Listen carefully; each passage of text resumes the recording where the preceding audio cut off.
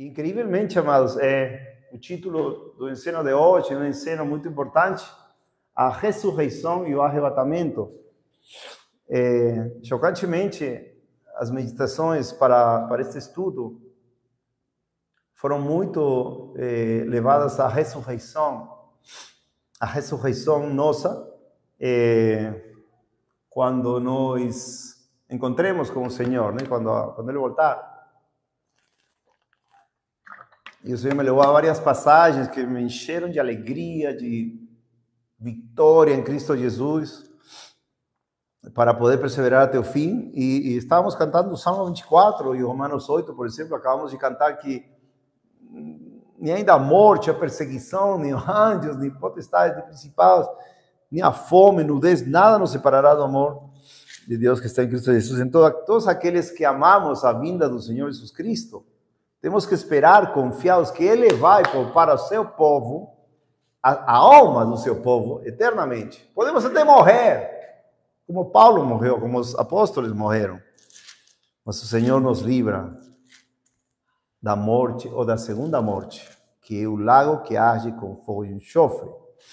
Então, amados, estamos cantando a segunda parte do Salmo 24, diz, do versículo 7, Salmo 24, 7, levantai as vossas cabeças, ó portões, e levantai, ó portas eternas, e o Rei da Glória há de entrar. Quem é este Rei da Glória? O Senhor forte e poderoso, o Senhor poderoso na batalha. Levantai as vossas cabeças, ó portões, também levantai, ó portas eternas, e o Rei da Glória há de entrar. Quem é este Rei da Glória? O Senhor dos Exércitos. Ele é o Rei da Glória. Sem dúvidas, Jesus Cristo é mostrado aqui em glória como o Senhor dos Exércitos. E todos aqueles que dizem que Jesus não é Deus, eu falo, leia por favor, Salmo 24. Leia por favor. De quem está falando aqui? Jeová, né? Porque Jeová dos Exércitos. Quem é Jeová dos Exércitos? Não, quem é o Rei da Glória? Pergunto para eles. Primeiro, Jesus Cristo. Jesus Cristo. Então vamos ler Salmo 24. Quem é o Rei da Glória? Jeová dos Exércitos. Jeová é Jesus Cristo. Jeová dos Exércitos é o Rei da Glória. Aleluia! Sai para correr, porque não aguenta essa verdade tão gloriosa. Que o Senhor Jesus Cristo, Pai, Filho e Espírito Santo, Deus, um só Deus. Então, amados, refletindo nestas maravilhosas verdades do arrebatamento, o ensino passado foi importante para destruir, literalmente, o falso ensino. Trouxe minha varinha. O falso ensino. Estes são os últimos 7 anos, né, da profecia de Daniel 9, e o falso ensino diz que o Senhor Jesus Cristo vai voltar aqui em um arrebatamento secreto, para levar a sua igreja. E depois, aqueles que ficarem aqui vão sofrer 7 anos de grande tribulação, vão se converter, e aqui também é a segunda volta que sim vai ser vista. Então o ensino, deu para entender? O ensino, claro, das Escrituras é totalmente diferente. As Escrituras nos ensinam que o Senhor vai fazer passar a igreja por uma grande tribulação. Por quê? Qual é a razão que nós falamos claramente? Se não assistiram o vídeo passado, podem assistir, é muito importante, porque a igreja está em apostasia. 2 Tessalonicenses capítulo 2. Então, vamos razoar, amados. Vamos ver as passagens aqui. A segunda volta, ou a segunda, vamos dizer, a vinda do Senhor Jesus Cristo, é uma vinda quando o Senhor vai destruir seus inimigos. É quando o Senhor vai, literalmente, levar sua igreja para a glória, e aqui vai ter uma igreja pura, sem manchas, sem rugas, sem coisas semelhantes. Entendeu? Agora estamos em apostasia, amém? Entendem isso? Já entendimos, todo mundo entendeu isso, que estamos em apostasia. É um divórcio da fé. Mas o que não entende é que Deus agora mesmo não pode, em qualquer momento, como eles dizem, levar sua igreja Por quê? Porque senão, o que acontece? Poucos sobem. O plano de Deus é levar sua igreja como um todo, os arrependidos, os purificados, depois desse castigo para a igreja. Já expliquei isso claramente no estudo passado. Deus quer levar seus filhos à sua glória, quer levar entradas celestiais, né? Levar seu povo, e quer levar, se fosse por ele diz que não quer que ninguém pereça, mas que todos procedam ao arrependimento, 2 de Pedro, capítulo 3, versículo 9. Então, se ele quer que sua igreja se arrependa e esteja preparada para a vinda do Senhor Jesus Cristo, para levar sua igreja, hoje, eles dizem, não, hoje pode voltar. Amados, que conhecemos o contexto da igreja no mundo inteiro, na igreja do Brasil, pelos Estados Unidos, etc. Quando a maioria está na apostasia, quando o Senhor diz, Mateus 24:12, por ter se multiplicado a maldade, o amor de muitos se esfriará, se esfriou. Então, hoje, não pode de maneira nenhuma o Senhor Jesus Cristo voltar, ainda se fosse secretamente, que não existe nenhuma passagem, escutem, nenhuma passagem para a teoria falsa de que o Senhor Jesus Cristo vai arrebatar a sua igreja em um arrebatamento secreto. Não existe nenhuma passagem na Bíblia. Nada. Zero. Eles só faltam porque vêm como ladrão pela noite, eles falam aí, não, aí está secreto. Não, aí não fala secreto. Porque quando vem um ladrão, você vê o ladrão, não é? Queira ou não queira, o ladrão entra, mas você vê o ladrão. Então, eles estão falando que o Senhor Jesus Cristo vai voltar antes dos 7 anos do anticristo. E isso é falso, já comprovei outro dia, pelas escrituras, que não tem base bíblica. Hoje estava orando ao Senhor, meditando, e o Senhor me levou justamente para iniciar isto, bem breve, não vou demorar, não quero demorar muito, Jeremias capítulo 4,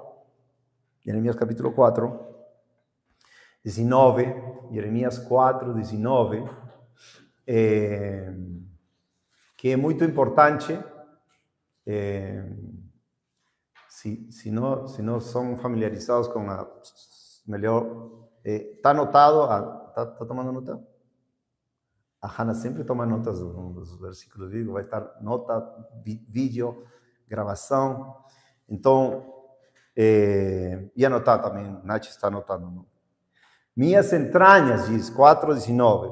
Por que creio que Deus me levou a esta passagem hoje? Porque aqui temos um homem de Deus, Jeremias, levantado por Deus para profetizar em um tempo de apostasia. Muita apostasia. Leiam, por favor, Jeremias, os profetas.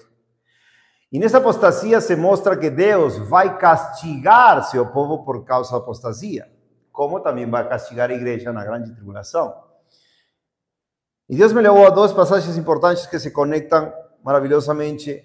E poderíamos dizer que Jeremias é um discípulo na tribulação do seu tempo, 600 anos antes de Cristo.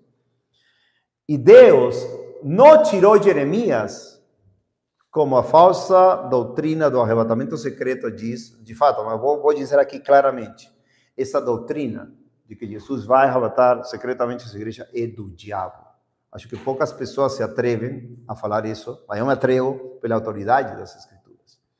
Eu não posso poupar e dizer, creia o que você quiser, está tudo bem por aí. Não. A Bíblia tem coisas, obviamente, secretas, que a gente vai ter que descobrir na eternidade, mas tem coisas muito claras como estas. 2 mais 2 é 4, 3 mais 3 é 6. O arrebatamento não pode ser secreto porque não existe semelhante coisa nas Escrituras e porque tem uma revelação crescente de como Deus julga seu povo. A igreja no Antigo Testamento, a igreja no Novo Testamento vai seguir o mesmo modelo, vamos dizer. E aqui Jeremias é basicamente um discípulo da tribulação, como dizíamos. Quem era outro? Daniel, seus amigos, os profetas que aguentaram, Ezequiel, etc. Da tribulação desses tempos, que vimos que Babilônia atacou e destruiu o templo de Jerusalém. Aqui Jeremias, que vamos dizer, é um discípulo da tribulação, como aqueles Deus queira todos nós, irmãos, todo no mundo inteiro, que Deus tenha o seu remanescente, possa aguentar até a morte, se for possível, para poder estar com Cristo aqui, na vitória final de Jesus Cristo. Aqui, o Senhor Jesus Cristo vem levar sua igreja, a última trombeta, e todos os que saíram desta grande tribulação, provados, vamos ser claros, o que acontece quando você recebe um castigo? Você se purifica. O que acontece quando Deus te humilha e te envia ao fundo do poço? Ele te salva. Porque o plano de Deus é resgatar os perdidos. Se você não está perdido, Deus não vai agir. Ele é salvador daquilo que se perdeu, aquilo que está humilhado, quebrantado. Precisa, já provei tudo nesta vida, não tenho saída. Quem? Cristo Jesus. Ele é meu socorro, Ele é minha esperança, Ele é meu salvador. Então, aqui em Jeremias, como falei, o contexto era uma apostasia terrível, o povo de Deus tinha se desviado, estava exposto aos ídolos, etc.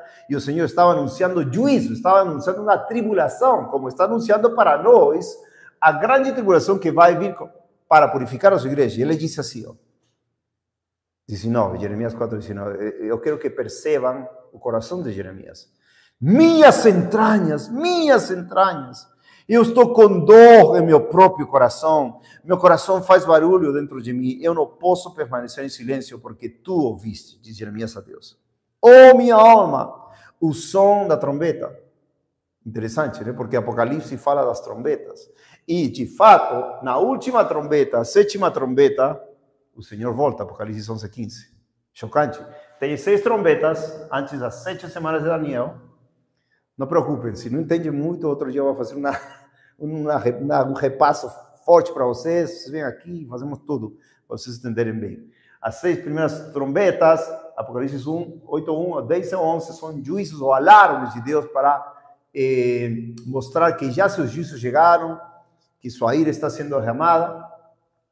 3,5 anos de falsa paz, né? E aqui a grande tribulação. Então, ele estava em tribulação e ele ouve o som da trombeta. Diz, o alarme de guerra. Destruição sobre destruição é anunciada, pois toda a terra está saqueada. De repente, minhas tendas estão saqueadas e minhas cortinhas em um momento. Até quando verei o estandarte e ouvirei o som da trombeta? Então, temos um homem de Deus que não foi arrebatado secretamente para não ver a destruição de Jerusalém. Ele estava lá para ver e ouvir.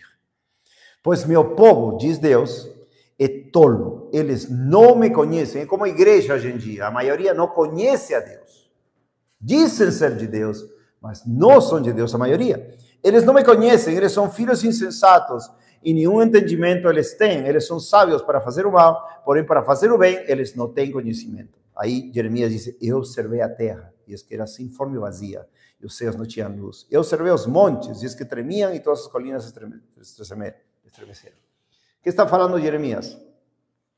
Jeremias é um discípulo de Deus nesse tempo, e ele está vendo exatamente a ira de Deus sendo derramada sobre seu povo. Por que ele chora? Vocês sabem que Jeremias é conhecido como profeta chorão.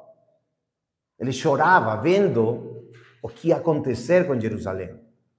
Ele chorava vendo visões. Imagina, eu tinha uma imaginação somente da glória de Cristo entrando no céu, mas ele tinha visões claras, claríssimas, dos mortos, do som de guerra, tudo isso ele via. Profetas viam essas coisas. E ele se estremecia e se lamentava. Em Jeremias 15 também fui hoje, podemos ir aí. Algo que aprendemos da realidade de que Deus se vai passar seu povo pela grande tribulação. Aqueles loucos, infelizmente, loucos que não têm luz nenhuma, que não têm sabedoria nenhuma e dizem que Deus não vai passar a sua igreja pela grande tribulação porque ele não vai fazer o mal para a sua igreja. Amados, a igreja de Cristo no mundo inteiro, a única maneira que se volte para Cristo é por meio de castigos e de juízos. Não tem outra maneira. Nós também precisamos, se nos desviamos, precisamos de juízos e castigos. A Bíblia diz, Salmo 94, bem-aventurado o homem a quem tu corriges em tua lei e instruis. Então, o castigo de Deus não é uma demonstração para seus filhos de uma maldade, é uma demonstração do amor de Deus. Ele fala que ama quem corrige, castiga, e aquele que ama, ele açoita como um pai, um filho. Por isso que temos a ideia clara dos pais não sendo castigados pelos filhos e fazem o que eles querem. E viram, sei lá, grandes pecadores, como todos nós, né? Éramos. Então, amados, aqui temos Jeremias falando, no versículo 11, 15, 11, de como ele, ainda que viu todas essas instruções, que sabia que ia acontecer, o Senhor disse, verdadeiramente isto irá bem com teu remanescente, ou seja, nos últimos dias, no resto dos dias de Jeremias, irá bem com teu resto de dias, verdadeiramente farei o inimigo suplicar a ti no tempo do mal e no tempo da aflição. Então, estava dando uma promessa para ele, como dá para nós. Em Daniel 11 se vê que aqueles que têm a sabedoria de Deus no entendimento vão ajudar os outros. Aqui, Jeremias ficou até o fim, amados. Tiveram 6 cativeiros, espada, fogo. Os babilônios eram cruéis. Talvez esse estudo não dê para terminar todo hoje, talvez mais para frente, tem muita coisa, mas quero enfatizar como é destrutivo crer que a igreja não vai passar pela grande tribulação. E é maldoso e é mentiroso. Porque nós vemos pessoas obstinadas em seus pecados. Cristãos que abandonaram a Deus, obstinados nos seus pecados, amando sua vida, tendo desejos por isto, desejos por outro. Não está mal ter desejos. Mas primeiro é Deus, o primeiro amor de nossas vidas. E o que acontece? Ele fala, não, o Senhor vai voltar aqui. E, amados, pouco sobe. E não é a vontade de Deus. Deus quer salvar a seu povo. Para mim, eu contaria poucos. E no mundo inteiro tem milhões de pessoas que professam a Cristo e milhões de pessoas que estão verdadeiramente convertidas, mas se desviaram da fé e, como disse, estamos em apostasia. Então, aqui nos fala de um homem, Jeremias, que estava no meio da tribulação, mas Deus deu uma promessa. E esta é a promessa. Quando Jeremias se queixa, versículo 18, ele chega a se queixar pela situação dele. Por quê? Por que se queixa Jeremias? Porque a situação dele era muito terrível. Ele tinha que suportar perseguição da sua própria terra, Anatote, que é a cidade sacerdotal. Ele sofria perseguição, seus familiares, amigos queriam matar Jeremias. Não é nosso caso. Graças a Deus, estamos relativamente bem. Tem irmãos em outros lugares que estão sendo perseguidos, assassinados. Mas Jeremias, por ser um profeta de Deus, fiel a Deus, estava sendo perseguido e ele não estava aguentando. Mas ele disse isto. Versículo 15, melhor. Oh Senhor, tu sabes, diz Jeremias a Deus, lembra-te de mim e visita-me e vinga-me dos meus perseguidores, por todos lados. Não me arrebates por tua longanimidade, sabe que por causa de ti tenho sofrido repreensão. Tuas palavras foram encontradas e eu as comi, e tua palavra foi para mim alegria e júbilo do meu coração. Ou seja, um coração como o nosso, quando se alegra pela palavra de Deus. Quando se alegra porque Deus está sendo honrado. Pois eu sou chamado pelo teu nome, ó Senhor Deus dos exércitos. Eu não me assentei, diz, na assembleia dos zombadores. É como Salmo 1, na cadeira dos escarnecedores. Não estive lá. Nem me regozijei. Eu me sentei sozinho. Imagina, um profeta sozinho. Esses são os tempos quando Deus faz manifesto quem é dele e quem não é dele. Aquele que se assenta na cadeira dos zombadores e que não está nem aí, não tem problema estar em companhia de sempre de pecadores, falando coisas horríveis em contra de Deus, pois não está honrando a Deus, não tem um coração para Deus. Nem me regozijei, eu me senti sozinho por causa da tua mão, pois tu me encheste com indignação. Ou seja, Jeremias era um profeta que tinha indignação pelas coisas também que estavam acontecendo. 18. Por que a minha dor, esta é uma queixa de Jeremias, por que a minha dor perpétua, e minha ferida incurável, e recusa-se ser curada, Serias tu para mim como um mentiroso ou como águas que falham? É uma queixa forte de Jeremias para Deus. Ou seja, basicamente estava falando no capítulo 1, Deus chamou Jeremias, e todo mundo sabe isso. Sou uma criança, Senhor. Não diga sou criança, porque a todo que te envio irás. E Deus prometeu o quê? Que ia guardar dos seus inimigos, que ia levantar contra seus inimigos. Estava falando, serás para mim como mentiroso? Será que vou morrer? Será que vou padecer? E Deus fala isto para ele e para todos nós. Para deixar já nossas queixas, porque temos muitas queixas. Às vezes não queremos ser vítimas, pues entramos nesse vitimismo. Ah, Senhor, eu, coitadinho de mim. Não, não, não. Deus já nos deu Cristo. Ele venceu por nós. 19. Deus repreende a Jeremias e fala para ele. Portanto, assim diz o Senhor. Se tu retornares, se tu te voltares do teu pecado, Jeremias, então te trarei novamente, ou seja, te restaurarei. A restauração vem quando um reconhece e se sujeita à soberania de Deus. E tu permanecerás diante de mim. Ele estava se desviando. E se tu separares o precioso do vil, que é o precioso em nós? Jesus Cristo. Se retiramos toda a nossa podridão de carne, de desejos carnais e vencemos pelo Espírito de Deus, tu serás como minha boca, diz o Senhor. Que maravilhosa promessa. Ou seja, se nós realmente retornamos, se somos restaurados por Deus, seremos a boca de Deus.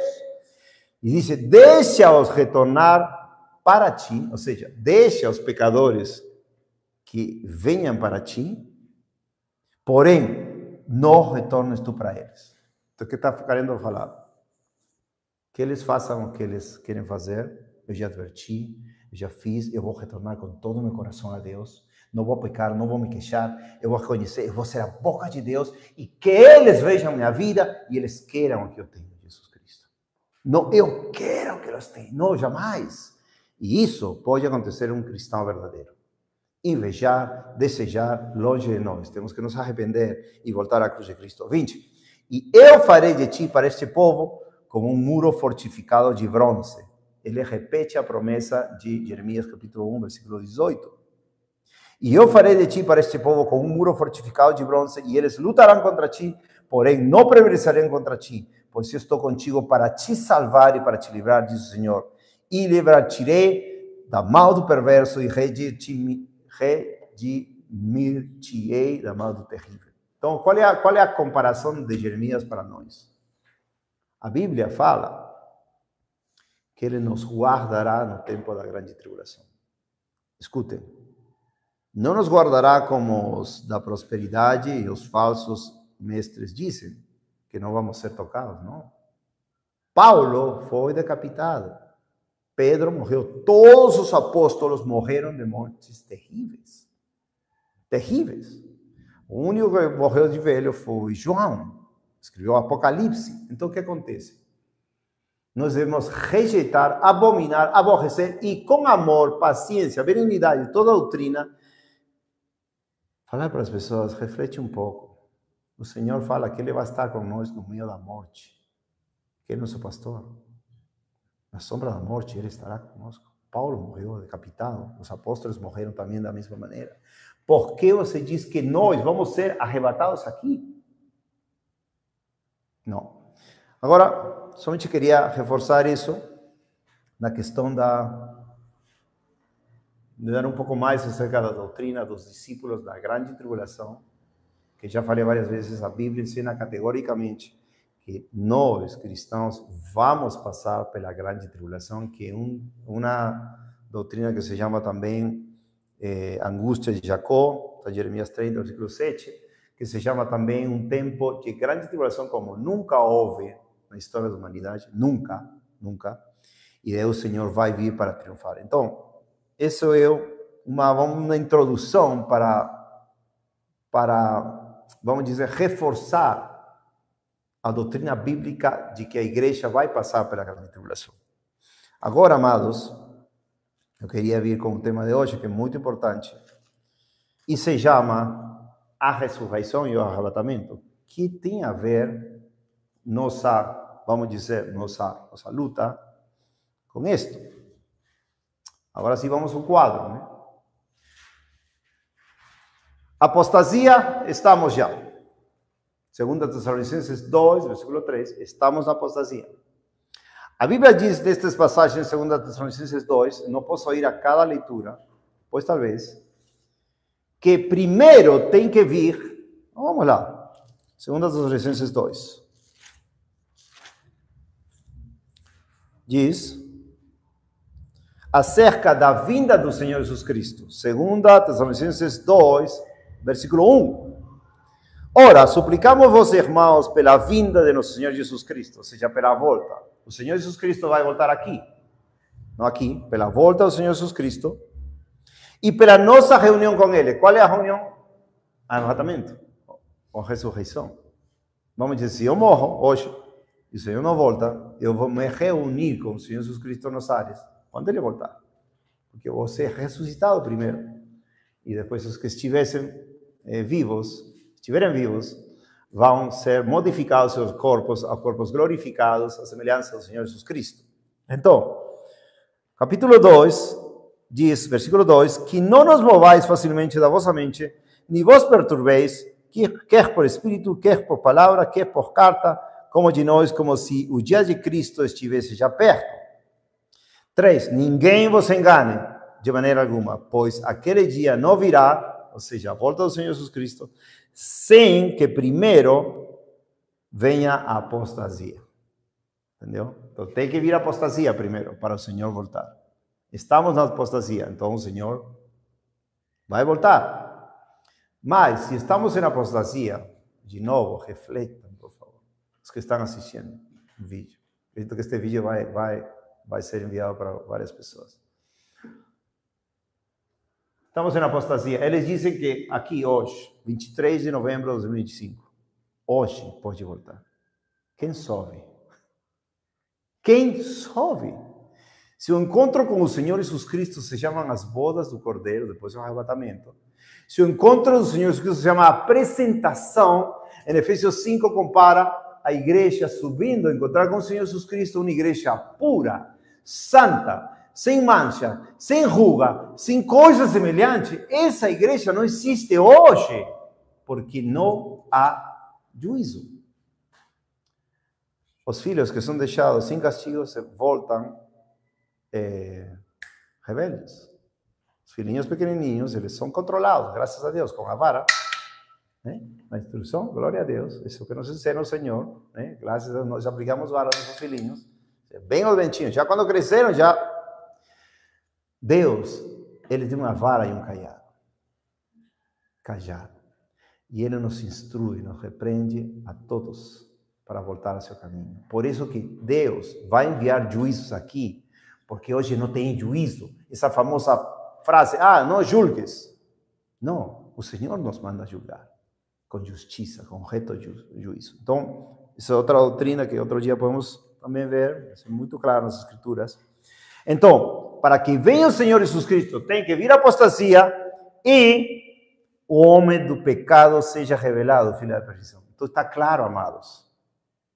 Aqui vem a apostasia.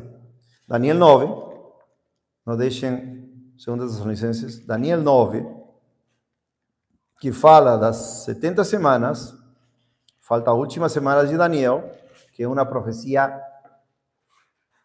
É a profecia mais exata em número de dias e em coisas que já aconteceram até a morte do Senhor Jesus Cristo.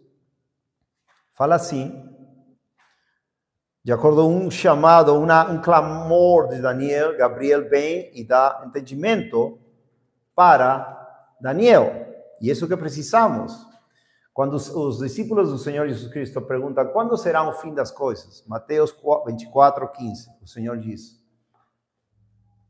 aquele que leia, entenda. Que Daniel, Mateus 24:15, fala Daniel. E aqui ele está ensinando para nós como vai ser isto. Obviamente, isto é muito curto para ir a cada detalhe, cada coisa, mas esta é a base dos últimos 7 anos. Antes da volta de Jesus Cristo. Qual é? quando Daniel, capítulo 9, versículo 22, está suplicando e se arrependendo para Deus dar entendimento, vem Gabriel e diz, e ele informou-me e falou comigo e disse, Daniel, disse o anjo Daniel, Gabriel, eu saio agora para dar-te habilidade e entendimento. Glória a Deus. Esse entendimento que Deus quer para nós. No início de tuas súplicas veio a ordem, e eu venho para mostrar-te, pois tu és grandemente amado, viu? Era um discípulo na tribulação, estava em Babilônia, mas era grandemente amado porque era fiel ao Senhor. Queriam matar ele porque estava orando, falaram, vou orar do mesmo jeito, abertas as janelas, olhando para Jerusalém. Botaram na boca dos leões, ele foi poupado, Deus poupou ele, no meio da tribulação. Portanto, entende a questão e considera a visão. Isso é para nós. 74. 70 semanas são determinadas sobre o teu povo e sobre a tua santa cidade, para terminar a transgressão e pôr um fim nos pecados, e fazer reconciliação por causa da iniquidade, e trazer a justiça eterna e selar a visão e profecia, e para ungir o Santíssimo. Estou falando de Jesus. 25. Sabe, portanto, e entende que desde a saída da ordem de restaurar e construir Jerusalém, nos tempos de Neemias, até o Messias, o príncipe, serão 7 semanas e 62 semanas. Ou seja, 7 mais 62 são 69 semanas por 7. Um pouco complicado de entender, mas não é o propósito de fazer entender isto, sino isto aqui. E a rua será reconstruída novamente e o muro mesmo em tempos tenebrosos. 26. E após 62 semanas, o Messias, vamos recapitular, são 7 semanas, 62 semanas, 26, e após 62 semanas, o Messias será cortado, ou seja, morrerá. Esta profecia, amados, é tão perfeita, já falei isto várias vezes, que os incrédulos dizem, não é possível, isto escreveram depois da morte de Cristo. Não, isto foi escrito antes. Porém, não por si mesmo, o povo do príncipe que virá destruirá a cidade e o santuário, e o seu fim será como uma inundação, e até o final da guerra, desolações estão determinadas. E ele confirmará o pacto com muitos por uma semana, esta semana, para um pacto com muitos, desde Jerusalém. E aqui, a metade, diz, então, no meio da semana aqui, que são 3 anos e meio, 7, uma semana é 7 anos, 3 anos e meio, diz, fará cessar o sacrifício e a oblação, e pela disseminação das abominações, ele a desolará até a consumação. Aquilo determinado será derramado sobre o desolado. Então, aqui o anticristo se revela aqui, supostamente uma falsa paz. Ele tem um relacionamento de, vamos dizer, namoro com os judeus, as religiões do mundo. Ele se levanta como líder mundial, o anticristo, qual é falado em Daniel também. E aqui ele rompe o pacto. E aqui começa a perseguição a judeus e a cristãos. E esta é a grande tribulação. Deu para entender? Será que está se vendo aí? Bom, aqui é a grande tribulação. Então, aqui, Daniel, 7 anos antes de Cristo, 7 anos e meio, 3,5 anos de falsa paz, ele engana todo mundo, mas aqui ele se revela como o único homem do pecado, um homem mais terrível, e começa a grande tribulação. Então, o que acontece? Como nós sabemos que a grande tribulação é para os cristãos, vamos às passagens claras das Escrituras. Eu vou mostrar para vocês terem uma base aí. Mateus 24, ele está profetizando o fim dos tempos, né, também, e primeiro a destruição de Jerusalém no ano 70 pelo general Tito, os romanos, que destruíram Jerusalém totalmente, né? E ele fala assim, né? 12. Antes está falando dos falsos profetas, falsos mestres que enganam. 12. E por se multiplicar a iniquidade, o amor de muitos se esfriará. Mas aquele que suportar até o fim, ele será salvo. E este evangelho do reino será pregado em todo o mundo como testemunho para todas as nações, e então virá o fim. Qual é o fim? Temos que ver qual é o fim, amados, porque o fim não é antes da grande tribulação. Aqui diz claramente: quando, pois, virdes que a abominação da desolação de que falou o profeta Daniel está no lugar santo, quem lê, entenda, aqui, abominação, 3 anos e meio, aqui. Então os que estiverem na Judeia fujam para os montes, e quem estiver sobre o telhado não desça para tirar alguma coisa de sua casa, nem volte aquela que estiver no campo para buscar suas vestes. Obviamente isto já se cumpriu no passado, mas também vai se cumprir as coisas que vêm. 19. Mas sai das grávidas e das que amamentarem naqueles dias. Mas orai para que a vossa fuga não seja no inverno, nem no dia do Shabat. Então, temos historicamente que o povo judeu fugiu de Jerusalém antes de ser destruída pelos romanos. Mas eles viram a destruição, não foram levados para o céu, entendeu? Não foram levados para o céu. Eles viram também a destruição. 21. Porque haverá então grande tribulação. Marquem isso. Grande tribulação como nunca houve desde o princípio do mundo até agora, nem jamais haverá. Então, marquem isto. Grande tribulação. Como nunca houve no final do mundo. Aqui. Nestes 3,5 anos últimos, grande tribulação. Como nunca houve. Isso também é anunciado por Daniel, capítulo 12, versículo 1. Aqui. Daniel, capítulo 12, versículo 1. Essa grande tribulação está aí. Então vamos ler, amados, o que vem depois dessa grande tribulação. 22. E se aqueles dias não fossem abreviados, nenhuma carne se salvaria, mas por causa dos eleitos serão abreviados aqueles dias. Então, escutem-me, prestem atenção.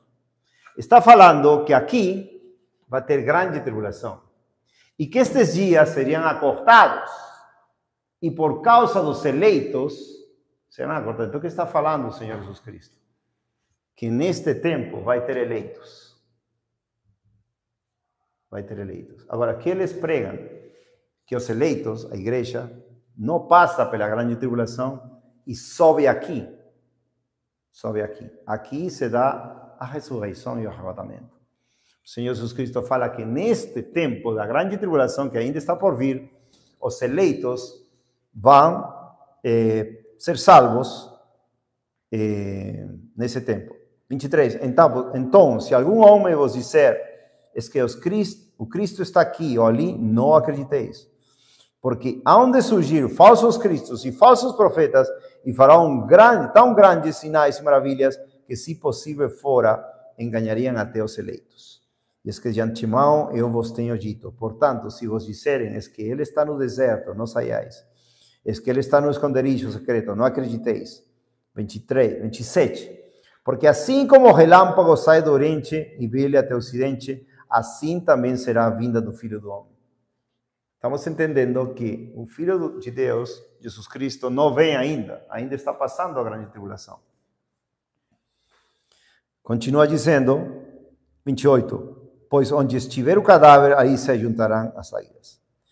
Imediatamente após a tribulação, não está falando antes. Vamos deixar isto claro. Os que falam do arrebatamento secreto antes da grande tribulação, falam, o Senhor vai vir aqui e depois da grande tribulação. O Senhor Jesus está falando imediatamente após, é aqui, não é aqui, não é aqui, é aqui, imediatamente após da grande tribulação, destas coisas que vão acontecer, daqueles dias escurecerá o sol e a lua não dará a luz e as estrelas cairão do céu e os poderes do céu serão abalados. Isso não aconteceu jamais. Ainda tem que acontecer. Então, o que acontece? Essas sinais. Dá para entender? Depois, qualquer pergunta me façam, tá? 30. E então, aqui, amados, imediatamente, depois disso, da grande tribulação, e então aqui aparecerá no céu o sinal do Filho do Homem, e todas as tribos da terra se levantarão, e eles verão o Filho do Homem vindo nas nuvens do céu com poder e grande glória. Aqui o Senhor vem. Tá?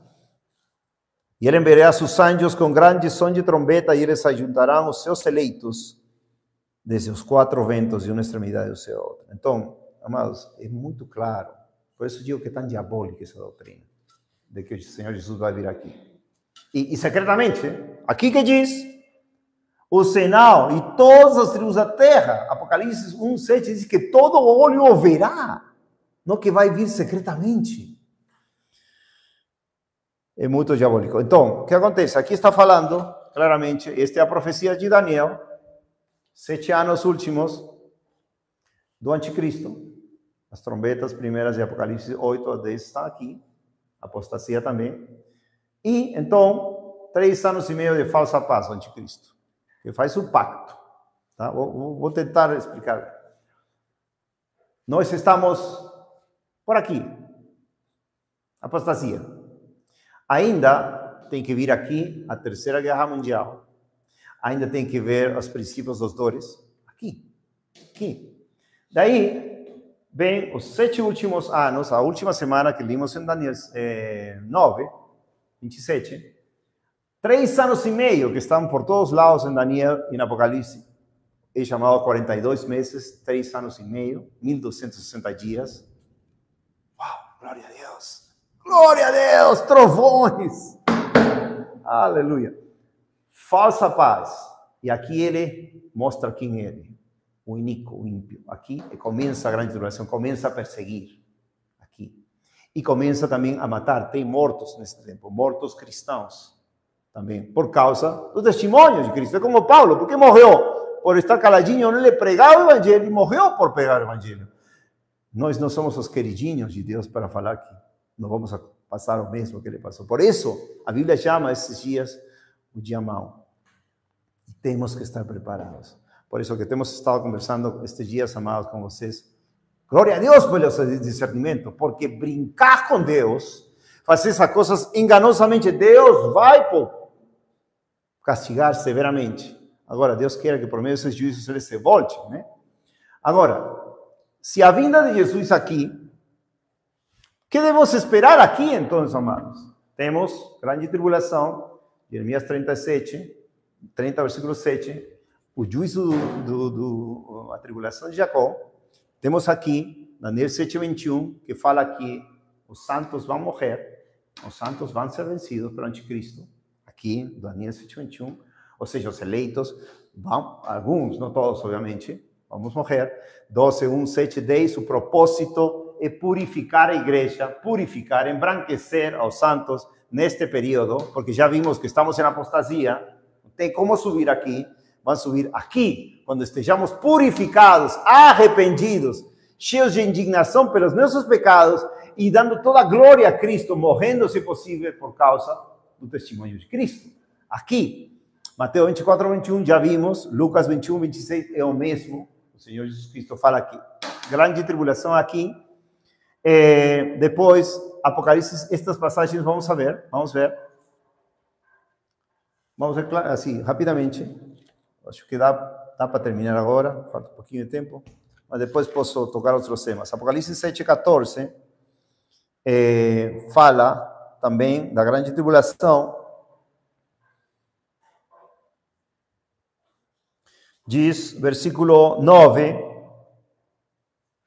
Apocalipse 7:9 diz: depois disso eu olhei, diz João, e eis uma grande multidão que nenhum homem poderia contar, de todas as nações, famílias e povos e línguas, parados diante do trono e diante do Cordeiro, vestidos com túnicas brancas e palmas nas suas mãos. Aí está mostrando que cristãos que estavam purificados, porque aqui fala que túnicas brancas. 10. E gritavam em alta voz, dizendo: salvação a nosso Deus, que está sentado sobre o trono e ao Cordeiro. E todos os anjos que estavam em pé ao redor do trono, e ao redor dos anciãos e dos 4 animais, e caíram sobre suas faces diante do trono e adoraram a Deus, dizendo: amém. Bênção e glória e sabedoria e ação de graças e honra e poder e força sejam ao nosso Deus para sempre e sempre. Amém. E um dos anciãos respondeu-me, dizendo: o que são estes que estão vestidos com túnicas brancas? E de onde eles viram? Muito parecido a Daniel, capítulo 12, versículo 10, aqueles que são embranquecidos por meio da tribulação. Diz, e eu lhe disse: Senhor, tu sabes. E ele me disse: estes são aqueles que vieram de onde? Da grande tribulação. Aleluia, embranquecidos, feitos puros por meio do fogo da prova que Deus envia à sua igreja para purificar. Diz, da grande tribulação, e lavaram as suas túnicas e as tornaram brancas no sangue do Cordeiro. Uma das passagens que fala que a igreja vai passar pela grande tribulação, capítulo 11, versículo 2 e 3.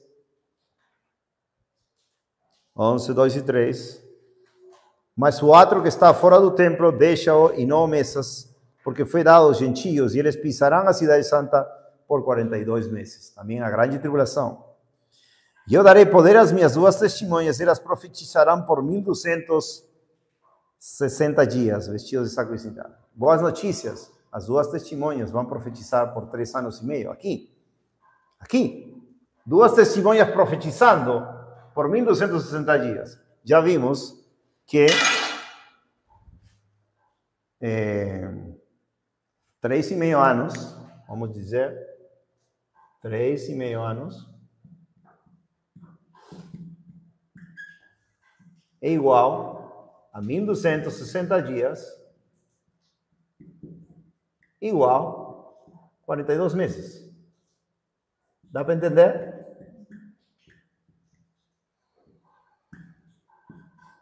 Por isso essa linguagem se usa muito em Daniel, que faz parte profética, e também em Apocalipse. Por isso está falando desse tempo de 1260 dias. Estes aqui. 3,5 anos aqui. 3,5 anos, profeticamente falando em Daniel, 3,5 anos, 1260 dias, 42 meses em Apocalipse, né? Então, o que acontece? Continua dizendo aí, 12, versículo 6.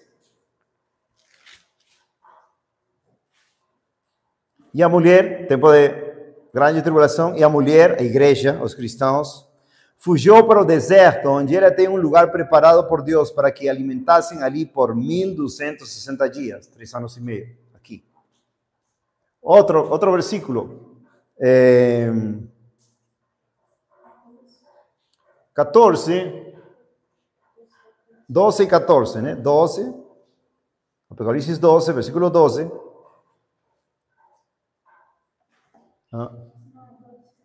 14. E a mulher, a igreja, foram dadas 2 asas de uma grande águia para que ela pudesse voar ao deserto, ao seu lugar, ali onde é alimentada por um tempo, 1 ano, e tempos, 2 anos, 3, 1 mais 2, 3, e meio tempo, 3 anos e meio. Isso está em Daniel, capítulo 12, versículo 7, quase a mesma coisa. Depois, capítulo 13, versículo 5. Também a grande tribulação, quando vemos aí a besta, o anticristo, a besta levantada pelo dragão, pelo diabo. E diz, versículo 5, e foi dada a ele uma boca falando grandes coisas e blasfêmias, e poder foi dado a ele para continuar por 42 meses, 3 anos e meio, grande tribulação, 3 anos e meio. Foi-lhe, versículo 7, foi-lhe permitido guerrear contra os santos e vencê-los. Quem são os santos? Estes homens mentirosos que falam que a igreja não vai passar pela grande tribulação, falam que os santos são os judeus somente. Não, os santos são aqueles que são judeus e cristãos, os judeus e gentios cristãos. Então aqui uma prova de que a igreja vai passar pela grande tribulação e também vai ser perseguida. Agora, por que tanto nisto? A parte da ressurreição e do arrebatamento. O tempo é muito curto, né? Porque a gente fez um plano de pregar somente 1 hora por causa, né, dos irmãos e tal, para não alongar muito, mas é tanta coisa, né? Mas pelo menos, se tem alguma pergunta, se isto ficou claro, se isto aqui dá uma base não lógica, mas bíblica, dá para entender? Tá. Então, o Senhor Jesus Cristo fala claramente em Mateus 24, Lucas 21 e Marcos também, capítulo 13, que vai ter esta grande tribulação. Depois desta grande tribulação, o Senhor volta. Que marca esta grande tribulação para nós? O que quer dizer essa marca? Esta, vamos dizer, aparição do Senhor Jesus Cristo. Que marca? Por que a volta dele? Mas o que quer dizer isso? A salvação eterna. Salvação eterna. A salvação eterna. O momento mais esperado. A ressurreição e o arrebatamento. Estar com Jesus para sempre. Sempre. Então, amados, como vai ser que a igreja não passe pela grande tribulação se a igreja hoje está suja, está manchada, está prostituída em fornicação espiritual, cheia de ídolos, cheia de denominações falsas, falsos profetas, falsos cristos, mau testemunho? Deus nunca fez isso com sua igreja. Deus sempre a purificou através dos seus juízos. Através dos juízos. Somente para terminar, e talvez tenha um tempinho ainda, acho que vai ter, 1 Coríntios 15, amados. 1 Coríntios 15. Que é algo que Deus me encheu de alegria ao saber que toda a sua palavra é coordenada perfeitamente. Como disse outro dia, o estudo passado, os discípulos na grande tribulação, é triste e desgostoso, né? Desgostoso e indignante ver pessoas que dizem ter conhecimento da palavra de Deus e debatendo se Cristo voltou aqui, ou vai voltar aqui, ou vai voltar aqui. E os que pregam e creem não têm base bíblica para falar. Gente, você está doido. Não tem como voltar amanhã. Não tem como voltar amanhã. Você não soube, rapaz. E essa falsa paz, irmão, Deus vai julgar quando aparecer esses sinais. Deus vai honrar sua palavra e todos nós vamos nos humilhar. 1 Coríntios 15, quando fala da ressurreição, o contexto de 1 Coríntios 15, amados, é muito, muito chocante porque é uma defesa a favor da ressurreição dos mortos. Tem muitas heresias e muitas coisas em contra da ressurreição. Vocês lembram, Mateus 28, quando fala que os judeus mesmo pagaram os soldados para dizer que o corpo de Jesus foi roubado, ou seja, não ressuscitou. Os muçulmanos não creem que Cristo ressuscitou, etc. Tinha pessoas aqui, 2 Timóteo capítulo 2, se não me engano, versículo 18, que fala que Mineu e Fileto pregavam enganosamente que a ressurreição já tinha acontecido, desviando a fé de pessoas, de cristãos. Ou seja, falavam, não, Deus nos salva, Ele nos dá uma vida nova, e estamos ressuscitados com Cristo, provavelmente isso que falavam. Então já não vai ter uma ressurreição corporal. Os saduceus também não criam na ressurreição. Os fariseus sim criam na ressurreição corporal, física. E Paulo, vemos de apóstolos que o que eles pregavam no livro de Atos era muito claro. Eles diziam que anunciavam a ressurreição, e por isso eram perseguidos pela nobreza, vamos dizer, judaica, que eram os saduceus, os sacerdotes, etc., que odiavam essa doutrina da ressurreição. Por que o diabo odiaria a ressurreição? Porque ele sabe que a ressurreição de nossos corpos, à semelhança de Cristo, é uma vitória gloriosa. É uma vitória gloriosa. E vamos ver aqui. Paulo pregava para as pessoas sobre a ressurreição dos mortos. Lembram em Atos 17, quando ele prega, Deus estabeleceu um dia em que julgará o mundo com justiça através de aquele que ele ressuscitou dos mortos, Jesus Cristo,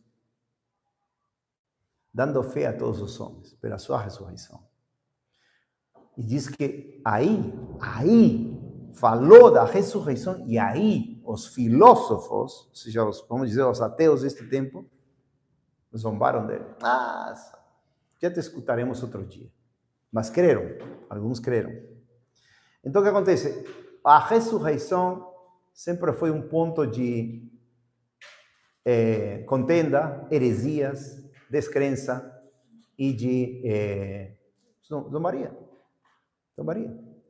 Mas tem pessoas, amados, que têm se convertido pelo só fato de que eles investigaram assim, historicamente, arqueologicamente, não teve como recuar, não teve como rejeitar a ressurreição física de Jesus. Ou seja, a ressurreição física, amados, segundo a palavra de Deus, é aquele que nos justifica. Em Romanos, capítulo 4, ao final, diz que ele foi ressuscitado para nossa justificação. Se não me engano, Romanos 4, ao final, para nossa justificação.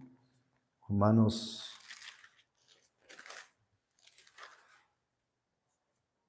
4:25, o qual foi entregue por nossas ofensas e ressuscitou para nossa justificação. Então vemos que a ressurreição de Cristo, junto com a ressurreição dos cristãos, é um evento glorioso. E esse evento glorioso vai marcar o arrebatamento, a vinda do Senhor Jesus Cristo. Então vamos ler 1 Coríntios 15. Fala assim, o argumento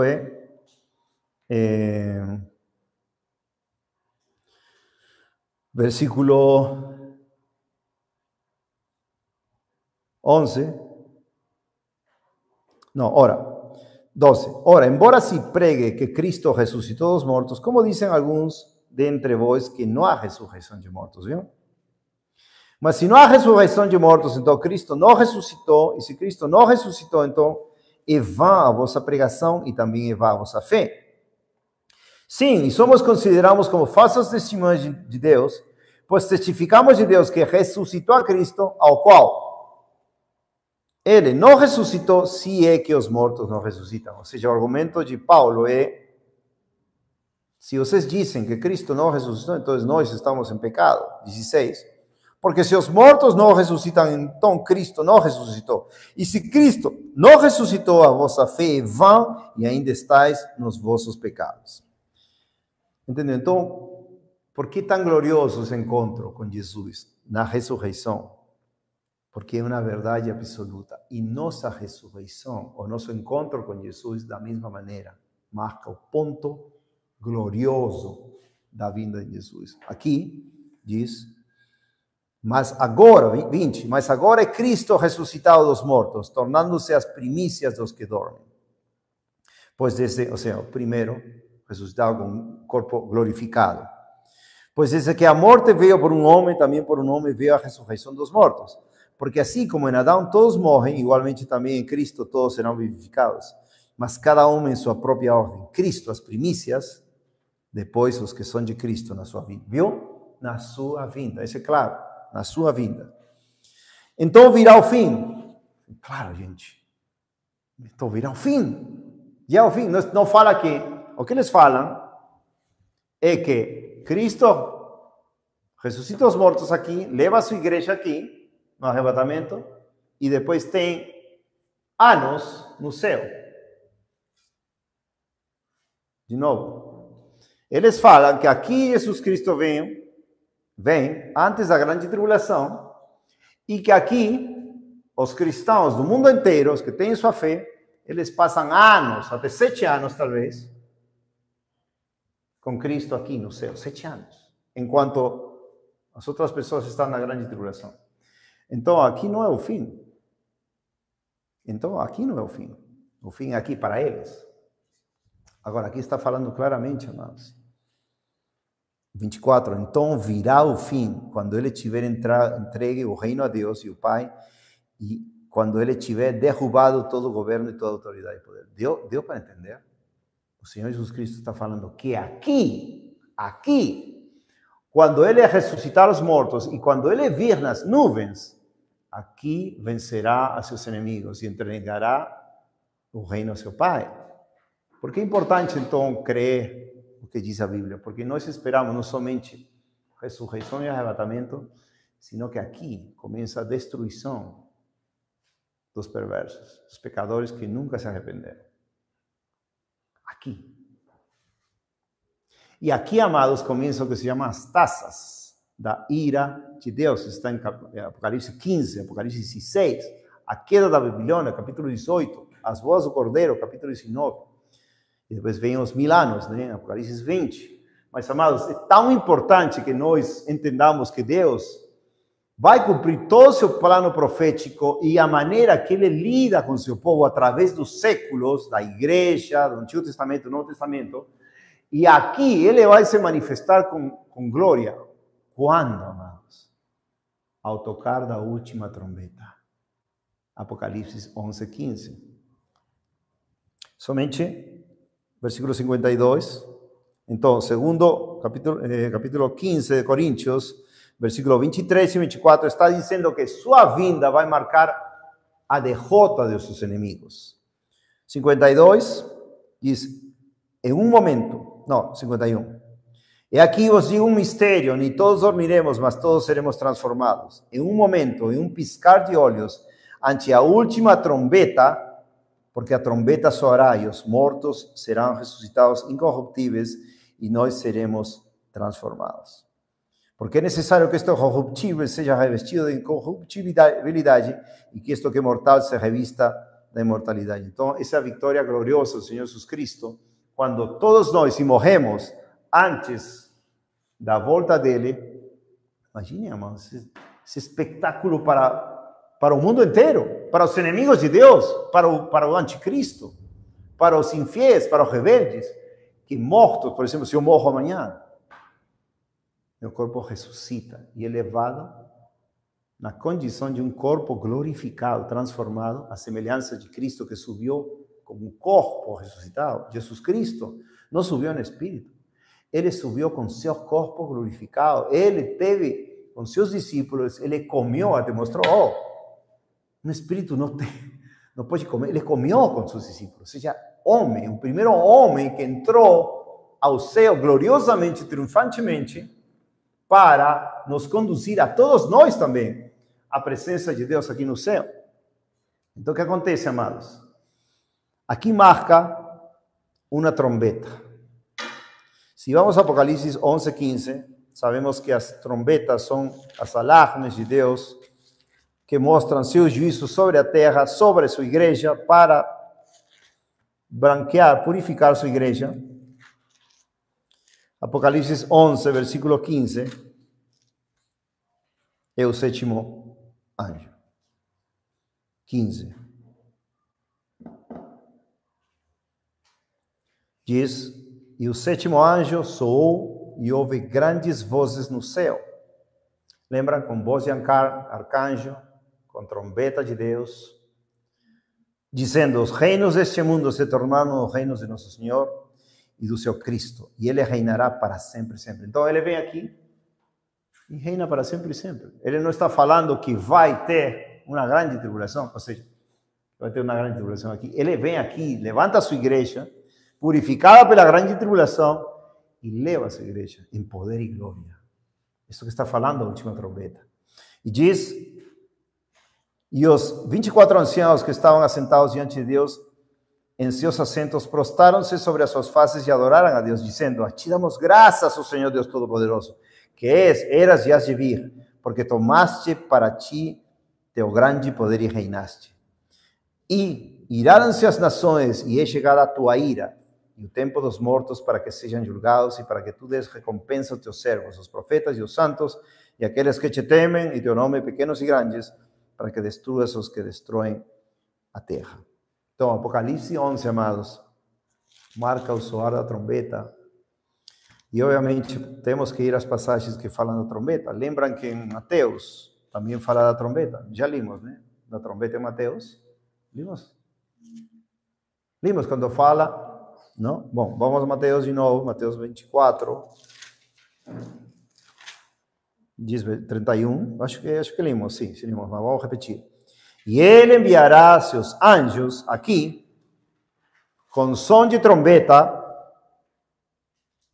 e eles ajuntarão seus eleitos desde os 4 ventos. Aleluia! Aqui, som de trombeta, reino de Cristo, Apocalipse 11:15, e aqui é o arrebatamento público, mundialmente visto por todos. Por quê, amado? Porque a trombeta marca que uma publicação do triunfo. Antigamente, na antiguidade, nos exércitos, as trombetas de Israel, não como triunfo, como guerra, como som de alarme. E o Senhor vai se carregar que toda a humanidade veja que Ele triunfou. Por isso, em Zacarias também fala que aqueles que o traspassaram virão. Verão. Né? Então, amados, aqui diz que ele enviará seus anjos com grande som de trombeta. Outra passagem que fala da trombeta, obviamente, 1 Tessalonicenses, já vimos em 1 Coríntios 15, e 1 Tessalonicenses, capítulo 4,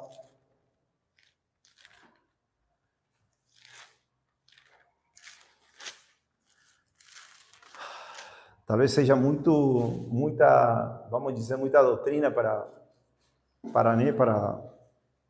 quem nós ainda tem muita familiaridade, né? Talvez. Glória a Deus. Depois ensina, então compartilha com Sara também.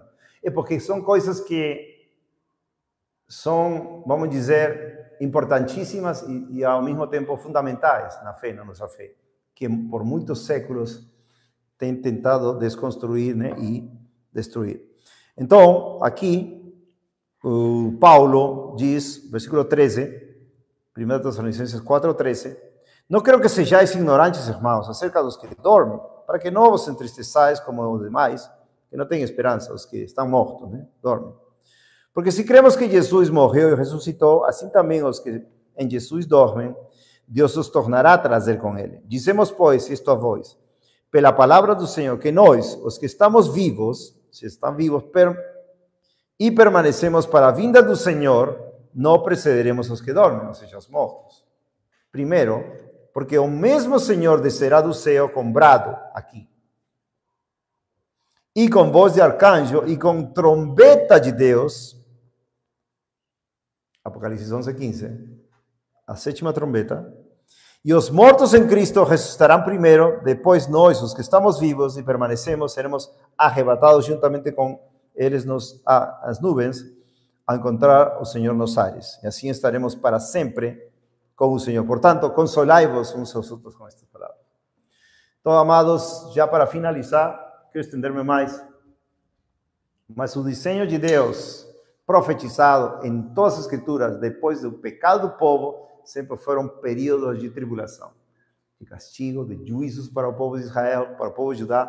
Por todas as Escrituras, no vídeo passado, no ensino passado, vimos isso, mas agora mais claramente, como a palavra de Deus nos mostra, que todo olho o verá, não é secreto.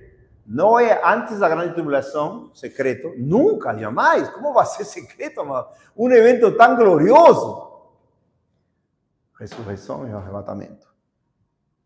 Apocalipse 11:15, a última trombeta, sétima, quando entregam o reino para Cristo. Mateus 24:30, Marcos 13:26, Lucas 21:27, 1 Coríntios 15, 24, 52 e 1 Tessalonicenses 4:17 marcam esta volta de Jesus como somente uma volta. Os que ensinam que o Senhor Jesus Cristo vai vir antes da segunda tribulação, antes da grande tribulação, dizem que vai ter duas praticamente. Ou a volta de Jesus em duas fases. Eles falam, é uma, dizem, é só uma, mas em duas fases. Uma secreta e uma que todo olho haverá. Depois de 7 anos. Não tem sentido nenhum. O Senhor fala que o dia do Senhor será, se Deus quiser, o próximo ensino vai ser sobre o dia do Senhor. Devemos entender ainda mais claramente, né? O que quer dizer o dia do Senhor? Porque a Bíblia nos marca um dia do Senhor no qual Ele levanta instrumentos para juízo de sua igreja e depois Ele castiga esses instrumentos de juízo, como no Antigo Testamento. Castigou a Síria, castigou a Babilônia, depois de levantá-los para julgar a seu povo. Porque temos selos, porque temos trombetas, e depois das trombetas, 6 trombetas, de aqui até aqui, a 7ª trombeta, até a volta do Senhor Jesus Cristo, porque temos cálices. Porque a Bíblia nos ensina que o cálice é a ira de Deus que vai ser derramada sobre o mundo, sobre o anticristo, o falso profeta, a besta. E porque aqui, vamos dizer, Deus está revelando que sua igreja não está e ele está destruindo aos ímpios neste período. Algo que, somente para finalizar, quero levar vocês a Apocalipse 15, que já cantamos, amados. Depois, todos os amados que tiverem alguma pergunta, eu sei que não é o melhor ensino sobre isto, estou tentando, buscar ajuda de Deus, mas se tiverem alguma pergunta, por favor, não duvidem em perguntar para poder responder qualquer coisa depois, E até um próximo estudo. Apocalipse 15 nos fala algo tremendo, um sinal. Lembra em Mateus 24:30, quando diz: e aparecerá o sinal do Filho do Homem nas nuvens. Aqui fala também de um sinal. Mas o sinal diz: e eu vi outro sinal no céu, grande e admirável. 7 anjos, tendo as 7 últimas pragas. Ou seja, isto vai ser aqui. Na volta de Jesus, quando ele recolher sua igreja, purificada, santificada para as bodas do Cordeiro, aqui vai começar as sete taças, ou como diz aqui, 7 pragas, porque nelas é consumada a ira de Deus. E eu vi como se fosse um mar de vidro misturado com fogo, e aos que haviam obtido a vitória, vê? Aqui, tivemos a vitória sobre quê? Sobre a besta que estava matando e perseguindo aqui. Sobre a besta, sobre sua imagem, sobre sua marca e sobre o número de seu nome, e ficaram sobre o mar de vidro, tendo as harpas de Deus. E eles cantam a canção de Moisés, o servo de Deus, e a canção do Cordeiro, dizendo: grandes e maravilhosas são tuas obras, Senhor Deus Todo-Poderoso. E nós que cantamos. Então, qual é a maravilha disto, amados? Temos 1 Coríntios 15, que fala do arrebatamento, da destruição dos ímpios. Temos Apocalipse 15, que fala do sinal, quando o povo de Deus já foi arrebatado e está literalmente preparado para o Senhor Jesus derramar sua ira sobre as nações. E está algo muito chocante, Êxodo 15. Esta passagem de Apocalipse 15 fala do cântico de Moisés e o cântico do Cordeiro. O cântico de Moisés, amados, é o cântico que Deus deu para Moisés em Êxodo 15, quando eles derrotaram aos egípcios saindo do Egito. E eles morreram no Mar Vermelho. Então, chocante, amados, porque aí vemos o povo de Deus passando por uma tribulação. Sabemos que foi terrível para os israelitas estar no Egito. Mas eles saíram triunfantes e venceram também, amados. Então, eles logo continuaram nesta caminhada com muitas provações, muitas lutas, mas aqueles que perseveravam no Senhor triunfaram, E aqui vemos, amados, nossa alegria em saber que Deus um dia vai vencer tudo. O último inimigo é a morte, mas essa morte vai ser ainda vencida. E nossa esperança, amados, para nós que nos afligimos, como falei no estudo passado, por que esta igreja assim? Por que as pessoas não querem servir de todo o coração ao Senhor? Me desanimei. Não nos desanimemos. Consolemos-nos com estas palavras. Jesus Cristo vai voltar, vai purificar a uma igreja, vai deixar limpa, pura. E no final ele vai levar ela. Os mortos ressuscitarão primeiro, que é um espetáculo mundial. Que os mortos ressuscitem em Cristo e nós sermos arrebatados para Deus, para Jesus Cristo voltar e vencer este mundo perdido. Derrubar, destruir. Depois podemos ler como Deus vai fazer, Apocalipse 16, Apocalipse 18, Apocalipse 19. E o milênio em Apocalipse 20. Então, vamos, amados, aos poucos, como se fala? Desvendando, não? Revelando por meio da palavra de Deus o que vai acontecer nesses últimos dias, porque devemos estar preparados para apresentar uma defesa, com mansidão e reverência a todo aquele que demande a razão de nossa esperança. Deus é fiel, Deus vai guardar a seu povo, Deus vai guardar a seus fiéis, Deus vai encaminhar até no meio da morte, a seus verdadeiros discípulos, e devemos gloriarnos nisso, amados. E devemos, obviamente, combater também essas heresias. Arrebatamento secreto, essas coisas não tem base bíblica. Amém? Vamos orar então, amados.